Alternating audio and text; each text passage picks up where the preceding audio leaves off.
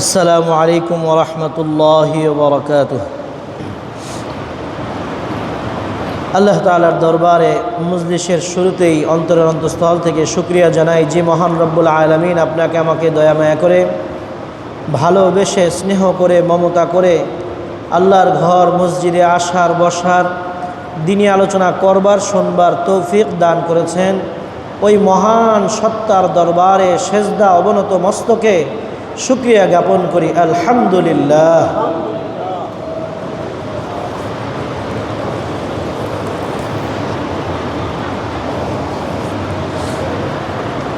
বিগত জুমাতে আমরা আল্লাহ তাআলার পরিচয় সম্পর্কে কিছু আলোচনা মুযাকারা করবার চেষ্টা করেছি। ওই আলোচনার মধ্যে আমরা জানতে পারলাম আল্লাহ রব্বুল আলামিন নিজেই কোরআনের মধ্যে নিজের পরিচয় বর্ণনা করেছেন। সর্বপ্রথম আয়াতের মধ্যে ইকরা বিস্মি রব্বিকাল্লাযী খালাক। সর্বপ্রথম আল্লাহ তাআলা যেই কয়েকটি আয়াত অবতীর্ণ করেছেন এর মধ্যে আল্লাহ তাআলা প্রতিটা আয়াতের মধ্যে আল্লাহর নিজের বর্ণনা দিয়েছেন। খালাকাল ইনসানা মিন আলাক, ইকরা ওয়া রাব্বুকাল আকরাম আল্লাযী আল্লামা বিল কলম। সর্বপ্রথম পরিচয় আল্লাহ রব্বুল আলামিনকে। আল্লাহ রব্বুল আলামিন হলেন ওই সত্তা যিনি আপনি সহ এই দুনিয়ার সমস্ত কিছু সৃষ্টি করেছেন। ইকরা বিস্মি রব্বিকাল্লাযী খালাক, পড়ুন ওই রবের নামে যেই রব আপনাকে সৃষ্টি করেছেন। শুধু খালাক বলেছেন, খালাকাকা বলেন নাই, যিনি সৃষ্টি করেছেন। অর্থাৎ এই নভমণ্ডল ভূমণ্ডল যাহা কিছু আছে সব কিছু যিনি কি করেছেন? সৃষ্টি করেছেন। সুবহানাল্লাহ। সর্বপ্রথম পরিচয় আমরা আল্লাহ তাআলার জানলাম, যিনি আমাদেরকে শিক্ষা দিয়েছেন যে আল্লাহ হলেন সৃষ্টিকর্তা। আল্লাহ কি ভাই? সৃষ্টিকর্তা। অন্যান্য আয়াতের মধ্যে আল্লাহ রাব্বুল আলামিন বলেছেন মহান রবের নামে পড়ুন, আল্লাযী আল্লামা বিল কলম, যিনি কলম দ্বারা শিক্ষা দিয়েছেন, এগুলো বলেছেন। কিন্তু সর্বপ্রথম আয়াতের মধ্যে আল্লাহ কি বলেছেন? আল্লাহর পরিচয়, আল্লাহ কি? সৃষ্টিকর্তা। অন্য সূরার মধ্যে যেই সূরাটি আজকে আপনাদের সামনে তেলাওয়াত করলাম, এই সূরার প্রথম আয়াতের মধ্যে আল্লাহ রাব্বুল আলামিন বলেন কুল হুয়াল্লাহু আহাদ। তাহলে আল্লাহ তাআলার দ্বিতীয় পরিচয়, আল্লাহ তাআলার কয় নম্বর পরিচয়? আল্লাহ তাআলার দ্বিতীয় পরিচয়। আল্লাহকে হে নবী আপনি বলে দিন, কুল, হে নবী আপনি বলে দিন হুয়াল্লাহু আহাদ, তিনি অর্থাৎ আল্লাহ একক। আল্লাহ কয়জন?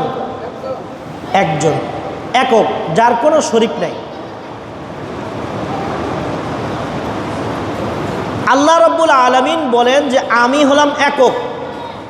এই কথাটা হে নবী হাবিব আপনার উপরে কোরআন অবতীর্ণ করলাম, বিধান নাজিল করলাম, আপনি আপনার উম্মতদের মাঝে এই কথা ছড়িয়ে দিন, এই কথা বলে দিন যে তারা যে তাদের রবকে খুঁজতেছে, তাদের রবের ব্যাপারে পরিচয় লাভ করার চেষ্টা করতেছে, তাদেরকে বলে দিন যে আল্লাহ কয়জন? একজন। আল্লাহ কয়জন? একজন।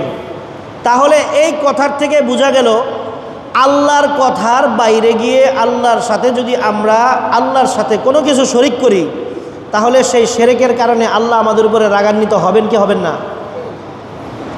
আল্লাহ বলতেছেন আমি একক, হুয়াল্লাহ, তিনি আল্লাহ একক, তিনি একক, এর ভিতরে কোনো কি নাই?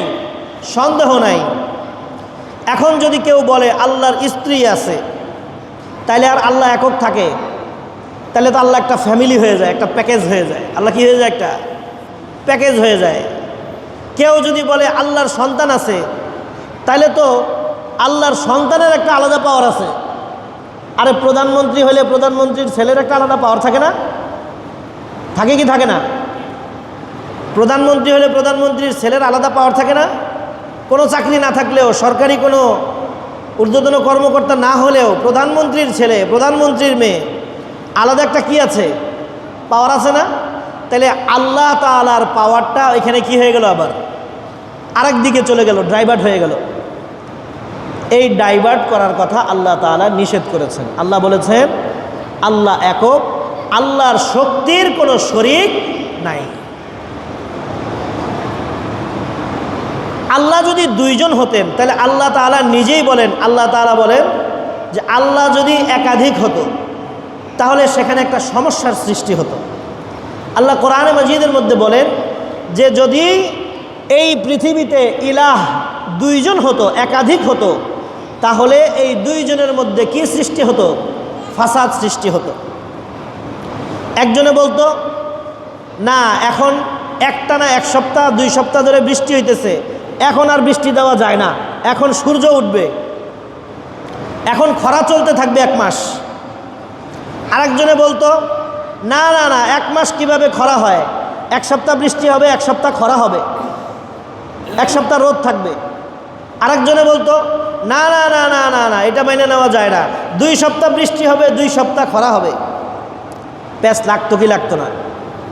এক দেশে 2 রাজা থাকে, এক দেশে যদি 2 রাজা থাকে তাহলে 2 রাজার মধ্যে কি হবে? দ্বন্দ্ব সৃষ্টি হবে। কথাটা মনে হয় বুঝাতে পারি নাই। বাংলাদেশের প্রধানমন্ত্রী যদি 2 জন হয় কেমন হবে অবস্থাটা? বাংলাদেশ দিয়ে হিসাব করেন, বাংলাদেশের প্রধানমন্ত্রী যদি 2 জন হয় তাহলে বাংলাদেশে ফিতনা ফাসাদ সৃষ্টি হবে কি হবে না? প্রধানমন্ত্রী বাংলাদেশে কয়জন? 1 জন। সবাই বুদ্ধি পরামর্শ করে ওনার কাছে উপস্থাপন করেন, উনি যেটা বলেন এটা সবাই কি করে নেন? মেনে নেন। তাহলে প্রধান 1 জন, বাকি সবাই তার আন্ডারে আছেন। ওই প্রধানের উপর দিয়ে কোনো কি নাই, কোনো কথা নাই। সে যেই দলের হোক, প্রধানমন্ত্রী যা বলছে সব দলের লোকেরা তা মেনে নিতে কি বাধ্য। কথাটা বুঝেন নাই? সে যদি আওয়ামী লীগের প্রধানমন্ত্রী হয় তাও আমি তার কথা শুনতে বাধ্য, সে যদি বিএনপির প্রধানমন্ত্রী হয় তাও আমি তার কথা শুনতে বাধ্য, কারণ তিনি প্রধানমন্ত্রী। কথাটা বুঝেন নাই? আপনি মন থেকে মানেন না মানেন, কিন্তু মেনে নিতেই হবে, এটাই আইন। যেই দেশে 2 রাজা থাকে না, যেই দেশে 2 রাজা থাকলে গন্ডগোল লাগবে, সেই পুরা দুনিয়াটার মধ্যে যদি একাধিক স্রষ্টা হয়, একাধিক যদি রব হয়, একাধিক যদি আল্লাহ হয়, তাহলে তো ফিতনা অবশ্যই বাঁচবে, আরো বড় করে বাঁচবে। একজনে বলবে টর্নেডো হবে, আরেকজনে বলবে সাইক্লোন হবে, একজনে বলবে বৃষ্টি হবে, আরেকজনে বলবে তুফান হবে, একজনে বলবে সূর্য আজকে পশ্চিম দিক থেকে উঠবে, আরেকজনে বলবে না না সূর্য পূর্ব দিক থেকেই উঠবে, আরেকজনে বলবে যে না এতদিন তো সূর্য পূর্ব দিক থেকেই উঠলো, এখন আজকে দক্ষিণ দিক থেকে উঠাবো। আমার মনটা চায় আজকে কি হবে, দক্ষিণ দিক থেকে উঠবে। এই যে ফিতনা ফাসাদ সৃষ্টি হবে, তাইলে 2 রবের মধ্যে একটা মারামারি সৃষ্টি হবে। ও বলবে তুই আমার কথা কোনো সময় শোনস না, ও বলবে তুই বাড়া আমার কথা কোনো সময় শোনস না। লাগবে কি লাগবে না? 1 দিন 2 দিন 3 দিন, এরপরে যদি মেনেও নেয়, একজন যদি বলে না সূর্যটা আজকে পশ্চিম দিক থেকে উঠবে, আরেকজন যদি মেনে যায়, তাহলে বুঝতে হবে যে মেনে গেছে সে দুর্বল। আল্লাহ তাআলার মধ্যে কোনো দুর্বলতা থাকতে পারে না। যে আল্লাহ হবে সে কখনো দুর্বল হইতে পারে না। এই জন্যই আল্লাহ রাব্বুল আলামিন বলেন কুল হুয়াল্লাহু আহাদ, হে নবী আপনি লোকদিগকে জানিয়ে দিন আমি আল্লাহ কয়জন? একক। আল্লাহ তাআলার 3 নম্বর পরিচয়। আল্লাহ তাআলা কোরআনে মাজিদের মধ্যে পরবর্তী আয়াতের মধ্যে বলেন আল্লাহুস সামাদ, আল্লাহুস সামাদ।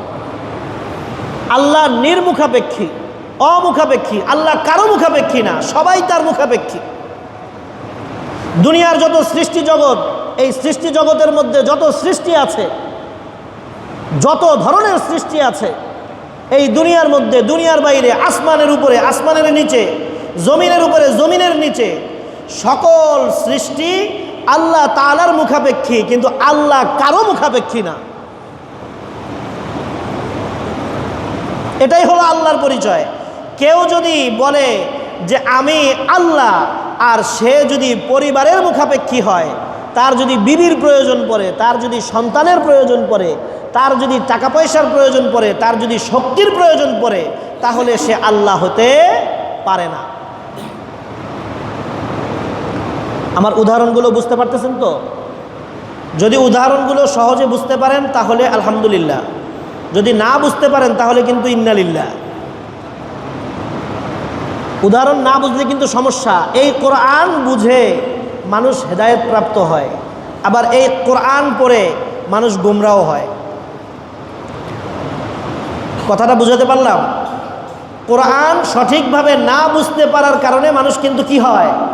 গোমরাহ হয়। যদি গোমরাহ না হইতো তাহলে এই আহলে কোরআন, আহলে হাদিস, অমুক তমুক বিভিন্ন ধরনের নাম দিয়ে এই দুনিয়াতে এত ধরনের দল তৈরি হতো না। সবাই তো বলতেছে আমরা কোরআনের ধারক বাহক, নাকি বলে? তাহলে কোরআনকে সঠিকভাবে যদি বুঝতে না পারে তাহলে ও কি আছে? বিপদ আছে। আল্লাহ রাব্বুল আলামিন পবিত্র কালামুল্লাহ শরীফের মধ্যে বলেন আল্লাহুস সামাদ, আল্লাহ হলেন নির্মুখাপেক্ষী।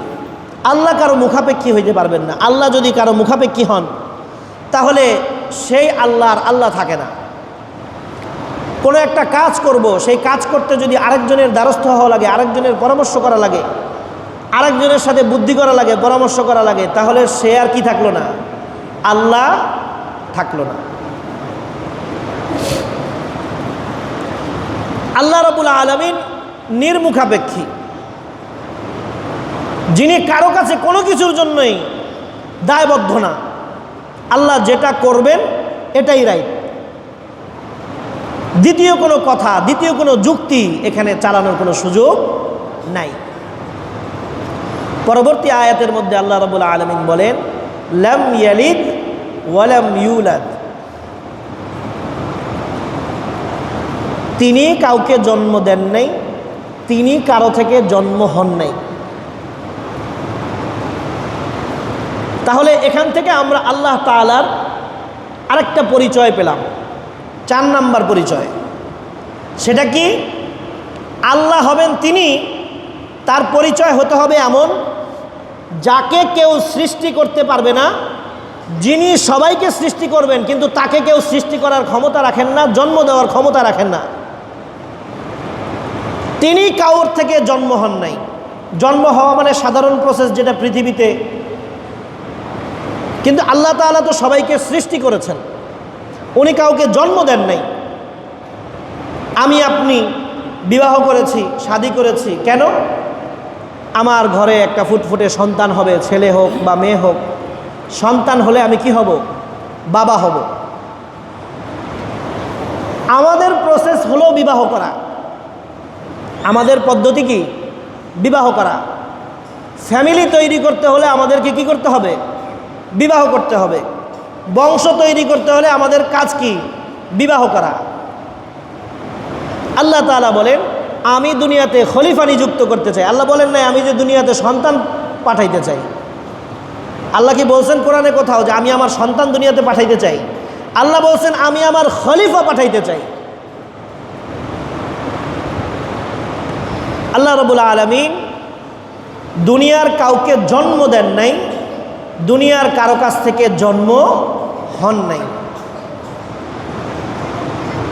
যিনি জন্ম হবেন তিনি কখনো কি হইতে পারেন না? আল্লাহ হইতে পারেন না। এই জন্য আল্লাহ রাব্বুল আলামিন বলেন যে তারা বলে উযায়ের হলো আল্লাহর পুত্র, তারা বলে ঈসা ইবনে মারইয়াম হলো আল্লাহর পুত্র।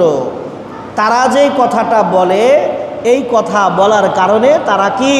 আল্লাহর সাথে শিরক করলো, আর এই শিরক করার কারণে তারা মুশরিক, জাহান্নামী। আল্লাহ নিজে কি করতেছেন? এই আয়াতের মধ্যে এই কথা বলে দিতেছেন। হযরত উযায়ের আলাইহিস সালামের ঘটনা সংক্ষেপে আপনাদেরকে শুনিয়েছি। যারা বিগত জুমায় 2-1 জুমা আগে এখানে জুমা পড়েছেন তারা শুনেছেন, যারা নিয়মিত এখানে জুমা পড়েন তারা শুনেছেন যে উযায়ের আলাইহিস সালাম 100 বছর কিভাবে মৃত অবস্থায় ছিলেন। এরপরে আল্লাহ রাব্বুল আলামিন আবার তাকে কিভাবে জীবিত করলেন, কোরআনের মধ্যে এই ঘটনা আছে। তো আল্লাহ রাব্বুল আলামিন সবাইকে সৃষ্টি করেছেন। আল্লাহ রাব্বুল আলামিন কারো থেকে জন্ম হন নাই, আল্লাহকে কেউ কি করেন নাই, জন্ম দেয় নাই। হযরত হাকিমুল উম্মত আশরাফ আলী থানভী রহমতুল্লাহ আলাইহি একটা ঘটনা লেখেন। এক খ্রিস্টান পাদ্রী, সে একটা মজলিসের মধ্যে মাইকে দাঁড়িয়ে দাঁড়িয়ে বলতেছে যে আলাইহিস সালাম আল্লাহর পুত্র, অমুক তমুক, ঈসা আলাইহিস সালাম মানুষকে জীবিত করছেন, ঈসা আলাইহিস সালাম কুষ্ঠরোগীকে ভালো করছেন।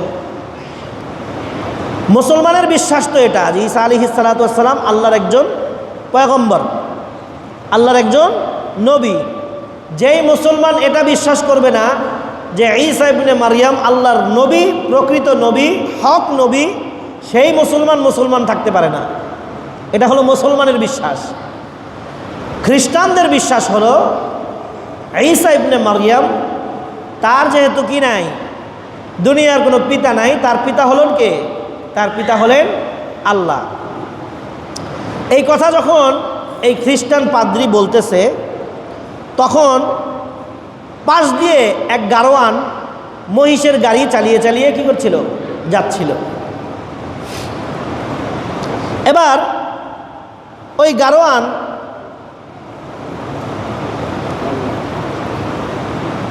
মহিষের গাড়ি ছেড়ে লাফ দিয়ে নামলো, নেমে খ্রিস্টান পাদ্রীর কাছে দৌড় দিয়ে আসলো।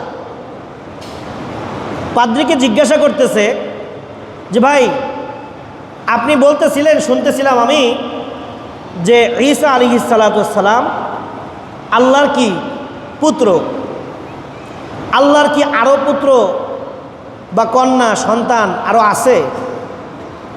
খ্রিস্টান পাদ্রী বলতেছে না, পৃথিবীতে একজনই আল্লাহর পুত্র, তিনি হলেন ঈসা ইবনে মারইয়াম। এটা খ্রিস্টান পাদ্রীর কথা। গাড়োয়ান বলতেছে, ভাই আপনার খোদা কেমন খোদা? এত হাজার হাজার বছর ধরে পৃথিবী সৃষ্টি হয়েছে, মাত্র একটা পোলা জন্ম দিছে। আমি দেখেন মাত্র এত বছর হয়েছে, 15 বছর 20 বছর হয়েছে আমি বিয়ে করছি, আমার 11টা সন্তান। আমার কয়টা সন্তান? আমার 11টা সন্তান। তাহলে আপনার খোদা কি এতই দুর্বল, মাত্র একটা সন্তান জন্ম দিছে? তাহলে প্রশ্ন আইসা পড়ল কিনা, যৌক্তিক অযৌক্তিক প্রশ্ন রব সম্পর্কে চলে আসলো কিনা? কথাটা বুঝেন নাই? আল্লাহ যদি পয়দা করতেই পারেন, শয়তানের ব্যাপারে এরকম রেওয়ায়েত আছে, শয়তানের ব্যাপারে রেওয়ায়েত আছে যে শয়তান 2টা পা যখন বাড়ি দেয়, হাজার হাজার শয়তান জন্ম হয়। 2টা রান যখন শয়তান কি করে, বাড়ি দেয়, ওই বাড়িতে হাজার হাজার শয়তান জন্ম হয়। তাইলে আল্লাহ যদি সবচাইতে শক্তিশালী হয়, আল্লাহ যদি সর্বময় শক্তির অধিকারী হয়, তাহলে আল্লাহর পৃথিবীতে মাত্র একটা সন্তান, এটা কি মেনে নেওয়া যায়? তাইলে এখানে যদি আল্লাহকে আমরা পিতা বানাই আর ঈসা আলাইহিস সালামকে যদি আমরা পুত্র বানাই, তাহলে আল্লাহর ক্ষেত্রে এটা দুর্বলতা প্রকাশ পায়। যেই ব্যক্তি দুর্বল, সেই ব্যক্তি কখনো আল্লাহ হইতে পারে না। আল্লাহ হলেন তিনি যিনি সবাইকে সৃষ্টি করেছেন, যিনি নিজে কারো থেকে কি হন নাই, সৃষ্টি হন নাই। এজন্য আল্লাহ তাআলা সম্পর্কে চিন্তা ভাবনা করতে হবে খুব সাবধানে।